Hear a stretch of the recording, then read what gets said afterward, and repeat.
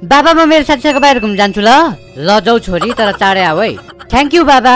बाबा म पनि मेरो साथीसँग घुम्न जान्छु नि ल। के पर्दैन जानु कहीँ पनि प्लिज।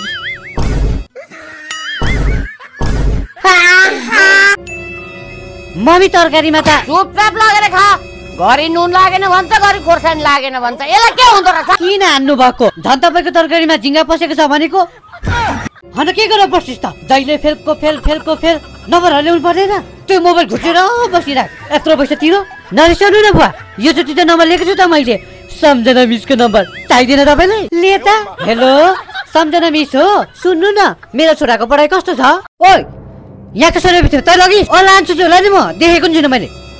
छोड दे नक्कली 100 रुपियाँ थियो। सक्कली नै छ त।